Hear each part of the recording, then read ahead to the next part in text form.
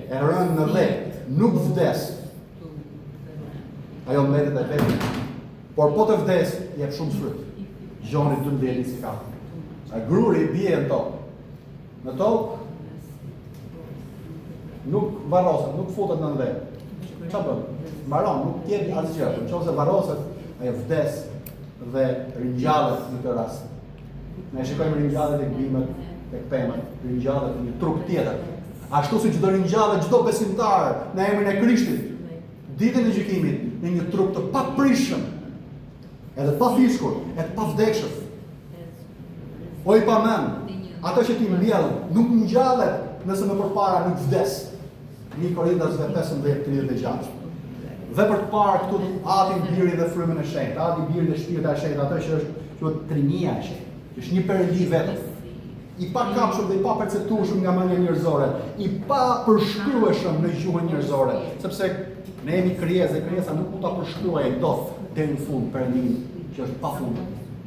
Por dërsa shkrimi i shenjtë shpesh i atribuon ringjalljen e Perëndis, ringjalljen e Krishtit, Perëndis Atë, te Veprat e Apostujve 2:24 dhe Galatasve 1:1, ai gjithashtu pra shkrimi pohon se Jezusi kishte autoritetin për të marrë përsëri jetën e tij. Gjoni 10:17-18. Dhe se u ringjall nga fryma e shenjtë, 1 Pjetrit 3:18, duke ilustruar se të tre personat e Trinisë, të tre këndësh kozmik, universal, jashtëzakonshëm dhe i paperceptueshëm, që është Perëndia i vetëm, i gjithëgjashëm, kudo ndodhur dhe i përjetshëm, kishte rol prapë në këtë ringjallje, në vdekjen dhe ringjalljen e Krishtit. Vëllezër dhe motra, besimi pret kur ndjenjat dështojnë. Tifozët e Manchesterit i zhdukur. Tifozët e Bayern Munich ishin në kul. Këtu shikojmë tifozët e Krishtit dhe tifozët e Tempullit. Tifozët e Tempullit ishin në qiellin e 7, kishin triumfuar mbi Krishtin. Ai ishte në varr. Tifozët e shepullit, sepse në kontekst tifozët e shepullit pak është nga ndjekës. Ishin të dëshpëruar, sepse mësuesi i tyre, Zoti i tyre, tash kishin besuar. Ishte besuar një vdekje njerëzore. Ishte e pakuptueshme për ta. Dhe nuk e kuptonin. Nuk e kuptonin çfarë kishte ndodhur. Vlla dhe motër, merr zemër. Të mos kuptosh, nuk do të thotë se nuk beson. Kam biseduar me krishterë, vëllezër të mi, pa motrat mia, të cilët nuk i kuptonin gjërat, disa gjëra, ashtu siç nuk i kupton askush, të gjitha. Dhe thoshin që unë është problem me besimin tim, nuk besoj sa duhet. Është i gënjeshtër. Të mos kuptosh nuk do të thotë se nuk beson. Madje, unë do them që ky është besimi i vërtetë. Kur ti s'kupton edhe beson. Edhe përpiqesh, sigurisht do të thotë mos u përpiqesh ta kuptosh. Por ti nuk e kupton, njësoj si ti shepujt dhe përsëri dhe prap ti beson. Sepse besimi triumfon kur ndjenjat dështojnë. Dhe ndjenjat s'kan për të dështuar gjithmonë. Ndjenjat do të bëjnë të trisht gjithmonë. Ndjenjat do zhytin në momente melankolie, trishtimi, depresioni, dhimbje, vdekje. Sepse janë pluhashme, edhe pse janë pluhashme. Sepse këto ndjenja kur nuk ndërtohen, kur nuk vihen mbi një themel të patundur, do të dështojë toka po shkëmbë do t'i, kur bie tërmeti e shkatron edhe rrëzohesh. Por kur beson te Perëndia, nganjëherë edhe pa kuptuar, atëherë ti do dalësh triumfues. Hebrejve 11:1 thotë, dhe besimi është siguria, shikoj çfarë është shumë e bukur kjo. Lexoni Hebrejve 11. Dhe besimi thotë është siguria e gjërave që shpresohen. Tregim, tregim i gjërave që nuk shihen. Ti nuk i sheh. Kush është çfarë besimi? Tregimi i gjërave që nuk shihen. Siguria ku? E gjërave që shpresohen. Pa i parë. Ti shpreson, por nuk e sheh. Ky është besimi. Shpresa jonë më e lartë është që edhe pse do të na duhet të vdesim, dhe kjo është e sigurt, ne do të jetojmë në përjetësi me Perëndin. Kjo është edhe më e sigurt. Ky është njëkohësisht edhe suksesi i vërtet i qenies njerëzore. Dhe krye dëshira e njeriu të ringjallur nga fjala dhe fryma e Perëndisë. Kush është suksesi më i madh? Jemi besnik ndaj Zotit dhe dëgjojmë nga Perëndia ditën e fundit të lumtur, shërbëtor i mirë dhe besnik. Eja dhe zërë vend të pranë meje. Dhe krye dëshira më e madhe e njeriu, misioni më i madh, karriera më e madhe e njeriu. Kush është? E keni në Psalmin 27:4. Një gjë i kërkova Zotit dhe atë kërkoj. Të banoj në shtëpinë e Zotit tërë ditët e jetës sime për të soditur bukurinë e Zotit dhe për të admiruar tempullin e Tij. Kjo është karriera jote e vetme. Dhe më e madhe, mund të kesh të gjitha karrierat e kësaj bote. Mund të jesh presidenti i Shtetit të Bashkuar të Amerikës. Do vdesësh të gjithë tjerë. Karriera më e madhe është besosh te Krishti, të shërbesh Krishtit, të ndjekësh Krishtin. Dhe këtë gjë kemi sigurinë që e kemi marrë tashmë. E ke marrë ti, besimtar që beson në jetën e Krishtit, që beson në emrin e Tij. E ke marrë sot. Sepse Jezusi e ka blerë në jetën e Tij për të gjithë ata që besojnë tek Ai. Dhe përmes besimit në të ne kemi parë edhe ato që nuk shihen. Te Gjoni 1:18 thot, askush se pa Perëndin, kur i vetëm lindur i birë që është në gjirin e tet, është ai që e ka bërë të njohur. Sepse të shohësh Jezusin, do të thotë të shohësh Atin. Gjoni 14:9 thot, Jezusi tha, ka kaq kohë që unë jam me ju dhe ti nuk më ke njohur akoma o Filip. Kush nuk ka parë mua, ka parë Atin. Njësoj si Filipi në këtë rast. Edhe ne nga një herë ose shumë herë mund të kuptojmë, mund të mos kuptojmë shumë gjëra në lidhje me Perëndin. Edhe harroj se do të kuptosh gjitha deri kur vdesesh. Sepse ndjenjat janë të luhatshme dhe nuk mund të zihet besë. Shikoni kush është motoja e kësaj bote. Ju shikoni se si bota shkon drejt errësirës ditë për ditë. Se si bota shkatron gjërat më të shenjta që Perëndia ka themeluar, si martesa, që është simboli i marrëdhënies së kishës me Krishtin. Kjo është martesa. Për ata që duan dinë më shumë, mund të vinë dhe mund të studiojnë fjalën e Perëndisë, të shikojmë se kush është, çfarë është martesa. Nënën dhe babën, familjen, dhe institucionet të shenjta, të themeluara nga Perëndia, që për fillim bota kërkon të vrasë, të shkatrojë, çdo ditë më shumë, duke i zhyrë një lloj immoraliteti, perversiteti, duke zhbërë nënën dhe babën, fëmijët, duke marrë autoritetin e prindit. Motoja e kësaj bote është ndiq zemrën tënde. Bëj çfarë të doj zemra. Çfarë thot zemra bëre? Bëjë çfarë thot zemra. Çfarë dush ti thot? Nuk po e përmend emrat, por një X personazh të njohur pretendues për të dhënë një farë mësimi morali njerëzve, futet në një emision, nga këto emisionet që janë shtuar si popullat pas shiut kohët e fundit. Edhe kjo personi që ishte shumë mik apo mikesh, i thot, futu bëj çfarë dush, çfarë do zemra jote. Aty brenda. Flit çfarë duash. Bëj çfarë duash. Fli me këtë duash. Hatazi. Një publicitet jashtëzakonshëm. Bëj çfarë duash. S'ka problem. Nuk ekziston familja, nuk ekziston lidhje. Ti është e rëndësishme ti. Ai nuk u kënaq ti. Bëj çfarë thot zemra jote. Çfarë thot Zoti? Në fjalën e tij, Bibël thot, zemra gënjehet më tepër se çdo gjë tjetër dhe sëmuret në mënyrë të pashërueshme. Kush mund ta njohë atë? Jeremia 17:9. Dhe Mateo 15:19 thot, sepse nga vetë Krishti, thot, sepse nga zemra dalin, çfarë dalin nga zemra? Që ti duhet ta ndjekësh. Edhe të bësh çfarë thot zemra jote. Do ta ndjekësh dhe të bësh çfarë thot zemra jote, ja çfarë do ndjekësh. Sepse nga zemra dalin mendimet e mbrapshta, vrasje, shkeljet e kurorës, kurvëria, vjedhje, dëshmi të rreme, blasfemi. Diçë zemrën tënde. Je duke ndjekur këto. Tani je i lirë. Shkosh ta ndjekësh zemrën tënde. Nuk të mban njëri. Mos e ndjekësh zemrën tënde. Por aty ku ndjenjat të shtojnë, besimi triumfon. Vëllezër dhe motra, jam duke qenë se kemi lexuar shumë shkrim. Isha në dyshje për të lexuar Hebrejve 11. Por ai çfarë? U do të lexoj Hebretë 11. Të gjithë. Sepse këtu shikojmë çfarë është realisht besimi dhe nuk kemi nevojë të predikoj unë më tepër për besimin. Se sa të lexoj këtu. Dhe fjala e Zotit në Hebreve 11 thotë, nuk ka problem, mjafton ta dëgjoni dhe mund ta lexoni dhe studioni në shtëpia tuaj. Dhe besimi është siguria e gjërave që shpresohen, bindja e gjërave që nuk shihen.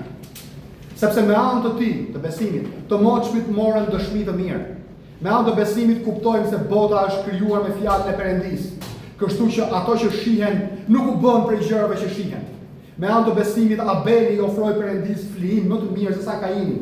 Me anë të tij ai mori dëshminë se ishte i drejtë, sepse Perëndia dha dëshmi se e pranoi dhuratën e tij dhe me anë të tij ai po flet ende ndonse vdiq.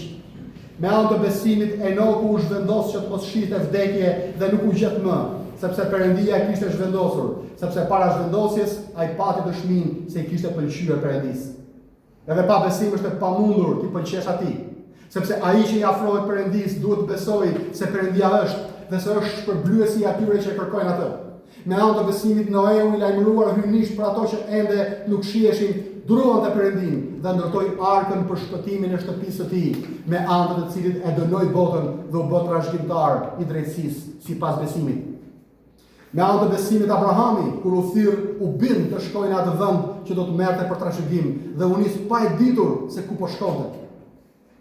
Me anë të besimit Abrahami banoi në tokën e premtuar si një dhe në huaj dhe ndeni në çadrat me Isakun dhe Jakobin bashkë trashëgimtar të njëjtit premtim, sepse priste qytetin që ka themelet, mjeshtë dhe ndërtuesi të cilit është Perëndia. Me anë të besimit edhe vetë Sara, ndonse e kishte kaluar moshën, mori fuqi të bëhej me barë dhe të lindë, sepse e konsideroi besnik ato që i kishte dhënë premtimin. Prandaj edhe prej një të vetmi, edhe ky gati për të vdekur, lindën pasardhës të shumtë sa yjet e qiellit dhe si rëra gjatë bregut të detit që nuk numërohen dot. Të gjitha ata vdiqën në besim pa marrë premtimet, por i pan ato prej largu dhe i bindën dhe i përshëndeten ato, duke rrëfyer se janë të huaj dhe shtektar mbi dhe, sepse ata që flasin të tilla tregojnë se kërkojnë atë dhe. Dhe po ta kishin pasur në mend atë nga e cila kishin dalë, do të kishin patur kohë të ktheheshin atje. Por tani dëshirojnë një dhe më të mirë, do të thonë qiellor. Prandaj Perëndis nuk i vjen turp për ta të quhet Perëndia i tyre, sepse u bëri gati atyre një qytet. Me anë të besimit Abrahami pasi u vu në provë, ofroi Isakun dhe ai që kishte marrë premtimet ofroi birin e tij të vetëm lindur. Ndonse Perëndia i pati thënë në Isakun do të quaj pasardhja jote, sepse Abrahami llogariti se Perëndia ishte i fuqishëm sa ta ringjallte edhe për vdekurish, për të cilëve edhe mori atë përsëri si një shëmbëtyr. Dhe me anë të besimit Isaku bekoi Jakobin dhe Ezaun për gjëra që do të vinin. Me anë të besimit Jakobi, duke vdekur, bekoi secilin nga bijtë e Jozefit dhe adhuroi, duke u mbështetur mbi majën e shkopit të tij. Me anë të besimit Jozefi, duke vdekur, kujtoi eksodin e bijve të Izraelit dhe dha porosi lidhur me eshtrat e tij. Me anë të besimit Mojsiu si lindi, u fsheh nga prindit e tij 3 muaj, sepse pan që fëmia ishte i bukur dhe nuk u friksua nga urdhëresa e mbretit. Me anë të besimit Mojsiu, si u bë i madh, nuk pranoi të quhet biri së bijës së faraonit, duke zgjedhur më mirë të keq trajtohet bashkë me popullin e Perëndisë, sesa të gëzonte për një farë kohë dëfrimet e mëkatit, duke çmuar fyrin e Krishtit si pasuri më të madhe se thesarët e Egjiptit, sepse i drejtonte syt nga shpërblimi.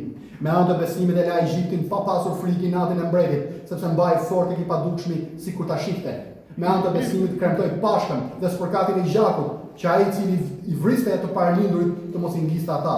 Me anë të besimit kaluan detin e Kushit si tokë të thatë, ndërsa egjiptasit u mbytën kur u përpoqën ta bëjnë. Me anë të besimit ranë muret e Jerikos pasi u sollën rreth tyre 7 ditë. Me anë të besimit Rahabi, prostituta, nuk humbi bashkë me ata që nuk besuan, sepse kishte pritur paqësisht zbuluesit. Dhe ç'të them më? Sepse nuk do të mjaftonte koha, po do të doja të tregoja për Gideonin, Barakun, Samsonin, Jeftin, Davidin, Samuelin dhe për profetët, të cilët me anë të besimit gjunjëzuan mbretërira, vepruan drejtësi, arritën premtimet, u azun gryken luante, fikën fuqinë e zjarrit, shpëtuan nga teu i shpatës, u bën të fuqishëm prej dobësisë, u bën të fortë në betejë, thyen ushtritë e huaja. Gratë morën të vdekurit e tyre me anë të ringjalljes, e të tjerë u torturuan, sepse nuk pranuan shpendimin për të fituar një ringjallje më të mirë. Dhe të tjerë hoshin për qeshje dhe kam zhik madje dhe pranga dhe burgime, u vran me gur, u sharruan, u tunduan, u vran nga shpata, u endën të mbuluar me lëkur dhemsh, me lëkur dhish, nevojtar, të shtrënguar, të keq trajtuar. Bota nuk kishte idejnë për ta. U endën në për shkretë të tjera, në për male, në për shpellë dhe në për guvat e dheut. E pra, të gjitha ta, ndonë se moren dëshmi të mirë në anë të besimit, nuk arritën premtimin, sepse Perëndia kishte parapar diçka më të mirë për ne, që ata të mos përsoseshin pa ne. Amen.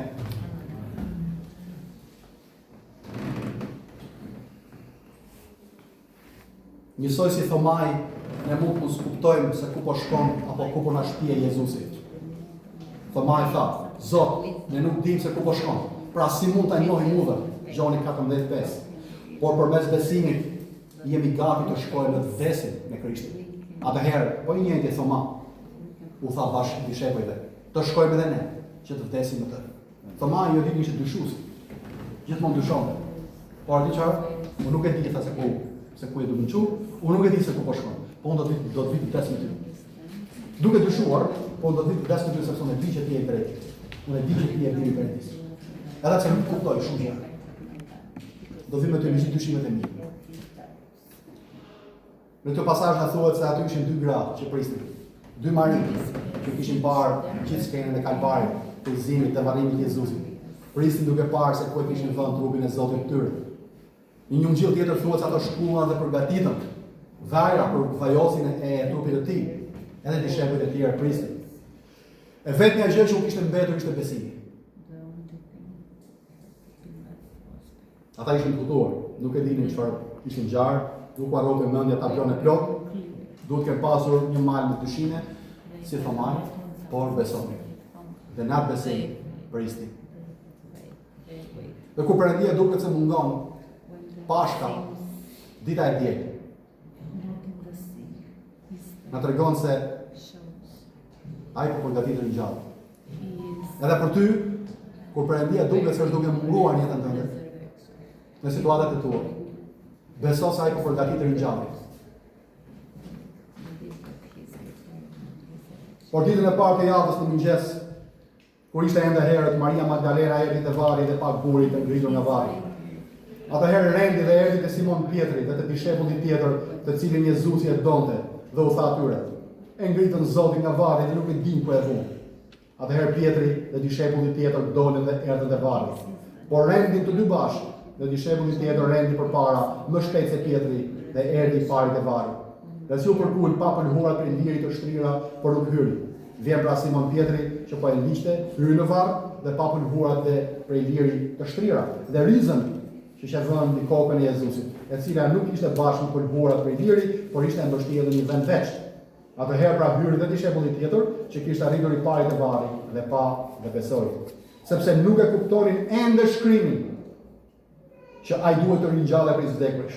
Pastaj dishepujt shkuan përsëri në shtëpitë e tyre. Por Maria qëndroi jashtë pranë varrit dhe po qante. Dhe duke qarur përkull brenda varrit, dhe pa dy ëngjëj në të bardha, duke ndenjur njëri te kryet, tjetri te këmbët ku qet trupi i Jezusit. Ata I thanë: "O grua, pse po qan?" U thot atyre: "Sepse e kanë hequr Zotin tim dhe nuk e di ku e kanë dhënë." Dhe si tha këtë, ajo suoll prapa dhe pa Jezusin që qëndronte në këmbë, por nuk e dinte se ishte Jezusi. Jezusi I tha: "O grua, pse po qan? Kërkon." Ajo duke u menduar se kishte kopshtari, tha: "O Zot, po e patë hequr ti, më thuaj ku e vure dhe unë do ta marr." Jezusi I tha: "Mari." Ajo u suall dhe I tha: "Raboni", që do të thotë mësues. Jezusi I tha: "Mos më prek, sepse ende nuk jam ngjitur tek Ati im. Por shko te vëllezërit e mi dhe u thuaj atyre: unë po ngjitem tek Ati im dhe Ati juaj, te Perëndia im dhe Perëndia juaj." Atëherë Maria Magdalena erdhi t'ua njoftoi dishepujve se kishte parë Zotin dhe se si kishte thënë të gjitha ato gjëra. Ky është momenti I zgjedhjes. Ringjallja vjen në grupin e dishepujve të dyshuar, të fiksuar, të trembur, të tulatur, të luhatur nga çdo gjë. Shpresa rikthehet më e fortë. E gjallë. Ajo vjen e Pashkës së parë do të rrodiste përgjithmonë, një herë e mirë, themelet e qytetërimit njerëzor, botror, sot e kësaj dite, të gjitha perandorit, të gjitha shtetet, të gjitha superfuqitë Vetë koha do të ndajë me dysh, para dhe pas Krishtit. Veri që ndante Izraelin me pjesën tjetër të botës, do të grisej. Dhe Perëndia e Izraelit do të bëjë Perëndia e popujve, Perëndia e kombeve. Duke përmbushur kështu premtimin bër Abraham. Këtu i gjithë fokusi përqendrohet tek përmbushja e premtimeve të Perëndisë. Të gjitha këto që ngjan ishin parathën shekuj përpara se të ngjiten. Gjithçka që ishte parashikuar dhe gjithçka që Jezusi kishte thënë me gojën e tij ishte përmbushur. Çdo profeci, ngjarje historike, ngritje dhe rënje mbretërish, luftra, Cezar, Faraon, ishte quar në realizimin e kësaj ngjarje. Një epokë e re fillonte, koha pas Krishtit, një beslidhje e re vulose me gjakun e tij, jo të kallëve, beslidhja e tij. Në mes të asaj, gjendje të rëndë ku ndodheshin dishepujt e tij, Jezusi i ringjallur qëndron në mesin e dishepujve dhe ju thotë çfarë? Paqja qoftë me ju. E vetmja gjë për cilat ata kishin, edhe nuk e kishin fare, ishte paqja. Paqja qoftë me ju. Imagjinoni pak peshën e këtyre fjalëve për një zemër të rënuar nga pikëllimi, nga frika, nga hutimi dhe nga falli. Fjalë të thëna jo për kujtdo, po për atij që ishte i vdekur dhe tani është gjallë.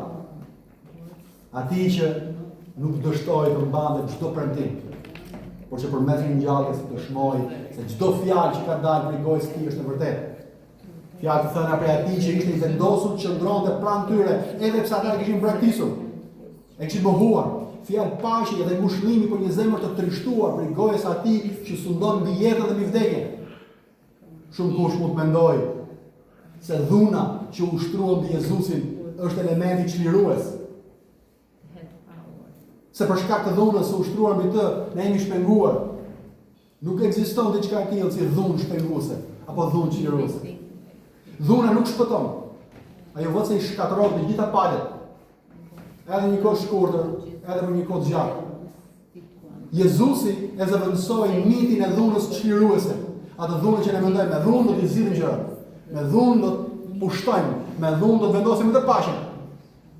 Jezusi e zëvendësoi të mit të gënjeshtër se dhuna është çliruese. Me çfarë? Me të vërtetën e vuajtjes çliruese. Ai na tregoi në kryq si mund ta mbash dhimbjen e të lejosh që ajo të shndërrojë.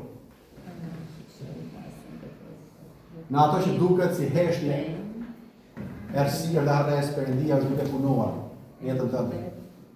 Mos u dekurojë sepse çlirimi është afër. Duke ditur se shpesh premtimet e Perëndisë mbijnë në vende të pamundura, nuk duhet të konsiderojmë asnjë situatë si shumë të vështirë për Perëndimin.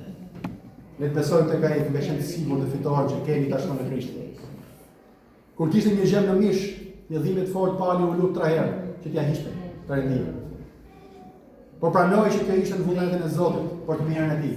Dhe pali na sfidon, duke thënë: "Prandaj me kënaqësi të madhe do të krenohem më tepër për dobësitë e mia, që fuqia e Krishtit të rritet unë.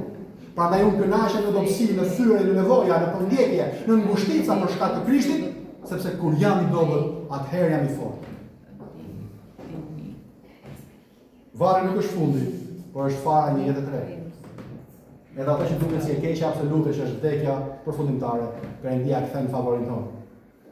Kur ndjenjat do të dështohen dhe kanë për të dështuar, besimi pret. Prit me besim.